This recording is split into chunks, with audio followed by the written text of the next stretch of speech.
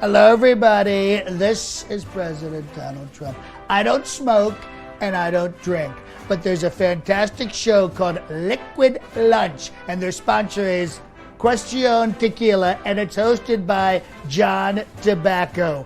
Booze, cigarettes, tobacco, it's all here with great insight on politics, culture, and everything else. Tune in every day to Liquid Lunch. Welcome back. It is a fine Friday right here in New York. We're having a wonderful day so far, and coming into this segment, I'm looking at the Dow, just about 27,000, 26,980, up just under 200 on the day. Good things are on the horizon there, and Bitcoin is on fire today, up over $800 at 8,300, and above 8,500 could be a rocket point where we could see it get above that 10,000 number again, where it was just a couple of months ago. But much more importantly, in our continuing effort to take back not only the House of Representatives, we want to turn 19 of those 31 seats that went in the midterms to Democrats, but Trump won them in the presidential. We also had Bill Cortez talking on about some vulnerable Senate seats yesterday. But one of the people on the forefront of all that is Beth Parlato. Beth is an attorney. She's a conservative activist, and she is running for Congress in the 27th Congressional District up in Buffalo, which was recently vacated by Chris Collins, who resigned after pleading guilty to federal securities charges. Beth, I want to thank you very much for joining us today. Thank you very much for coming to Liquid Lunch. Thank you so much for having me. It's a privilege. First of all, I want to say I love the Buffalo area. Some of my favorite cousins came from Rochester. Okay, that's part of my district. That's right. And my cousin Bill Kirkpatrick played for the Rochester Red Wings at one point in his career. So I'm all for new candidates. I'm an independent. I'm a libertarian. Yep. I think ballot access, voter choice, more candidates, making it easy for people to get into the race is great. But we need you to win this 27th district. We need this. We need to keep this seat. It's an important one. Right. What makes you successful? You probably don't need the heat and aggravation that comes to you when you run for office and everyone starts airing all your laundry and everything else. But what made you want to step into the fight for this seat? Well, so I am the political outsider. I'm not a public official. I haven't ran for office before. I've been running my law practice for nearly 30 years. I also was a judge for 12 years. And I'm sorry. and actually seeing what's going on in our country. The loudest voices on the left don't speak for me. They don't speak for my daughters. They don't speak for the women that I know. And if we really want to grow the GOP and we want to take back New York State and also take back the House and really take back our country from the craziness that's going on the left, we need to expand the GOP. We need to start looking like America. And that means we need more female conservatives coming into the party. And we need to just, take the step to actually run for office. And that was really what did it for me. I'm not, I say that I'm the antithesis of what's going on with the AOC and the squad. They don't speak for the rest of us. That's true. And how does the family feel about this? The husband, the kids, they're all, everybody's in support of it, because it goes, the media and the left, when they attack, they don't just attack you. They go everywhere. Correct. Is everybody prepared for a battle right now? They are. It took us a while. When I was approached to start thinking about this, when we were going to have an open seat in Congress, it wasn't something that I said I ever wanted to do. But because of my conservative activism, my name is out there, so people kind of approached me to start thinking about it. I'm an empty nester. My kids are out of the house, so my oldest actually lives in D.C., and my other two, one's a senior in college and one's a freshman in college in Virginia. So it really was my husband, the one being home, that had to be on board, and he is. So he's fully supportive. We got the whole team on board, which is fantastic. We had on former Florida Attorney General Pam Bondi yesterday, and she's another great conservative woman. She rose through the ranks of leadership to Attorney General of a state, which is tremendous. She was here talking to us about religious freedom.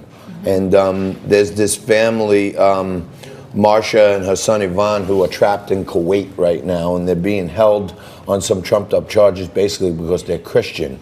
And I made the point yesterday with the Attorney General that you would think with all the division in our country, when you hear about American citizens being unfairly detained in another country because of their religion, this should be something that Pelosi and the squad and everyone should be standing up for. But we don't hear a peep out of it.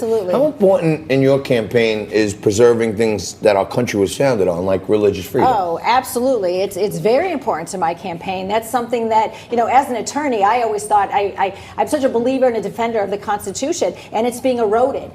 Those on the left seem to have disdain for America, and they really have disdain for our Constitution, and they want to keep, you know, eroding it and breaking it apart. And then when you have the liberal justices and the liberal judges actually legislating from the bench, we have to stop it. We have got to take a stand, and we have to stop it. So let me ask you this. Tell our audience, how can our audience, you know, to run a campaign like this, it's a special, right? It's a... Right. Well, right now the governor hasn't called a special. So he could call a special to finish out Chris Collins' term because there's a vacant seat, but there still will be a primary for the 2020 election, right? So even if there's a special, it'll be only like 6 or 7 months left in the term. Correct. And then in November, whoever wins, lose, draw has to run again for that seat. Yes. And you think you're expecting a primary on your own side? Right. The Republicans are all expecting a primary. June 23rd, 2020, it's set for. So if there's a special and the governor calls it for April 28th, like they're thinking he would, because that's when the Democrats will be out voting, 6 weeks later, there's going to be the Republican primary. So it's... You know, it's anybody's game right now. So right now there's 4 of us in, and I'm the outsider. I'm the only female, and I'm the political outsider. All right. Well, look, you have our support here on Liquid Lunch. Tell our audience, you know how people like this who are outsiders, who haven't been in the process, they're not tainted with all this establishment turd. These are the people we need to get in there. These are people who've been in the private sector. This woman was a judge, okay? But you know what they need to win? Moolah, cash. I'm sure her family's probably toting some of the load in all kinds of ways, like just residual ways, but she needs some of your help.